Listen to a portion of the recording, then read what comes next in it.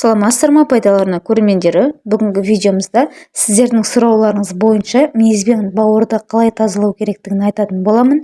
Видеомыз басталмас бұрын каналға тіркеліп, лайк басып, пікір қалдыруды ұмытпаңыздар. Күнделікті жаңа видеолар ұсынатын боламын, видеоларымды жіберіп алмаңыздар. Ал ендеше видеомызды бастайық. Таза қан, таза бауыр. Дұрыс тамақтанбау, алкоголь, темекі біздің бауырымызды құртады. Қаныңызды токсиндерден тазалайтын емдік суды ұсынамын. Ол үшін сізге мейіз керек. Мейізді сатып алмас бұрын түсі мен пішініне мән бергеніңіз дұрыс. Табиғи мейіз жылтырап тұрмау керек. Мейіз аса қатты және өте жұмсақ болмауы тиіс. Мейізден жасалған емдік суды кешкі уақыттан бастап жасаймыз.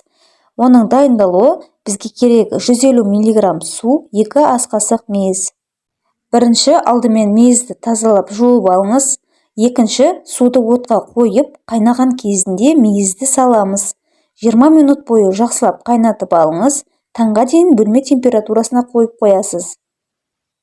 Таңертең аздап жылытыңыз. Бұл суды аш қарынға күнделікті ішіңіз. Жарты сағаттан соң тамақтануға болады. Ем болсын. Достар, сіздерге осындай пайдалы видеолармен бөлісіп отыратын боламын. Видеоларымды жіберіп алмас үшін подписаться кнопкасын басып, каналға тіркелуді ұмытпаңыз. Келесі видеода кездескенше.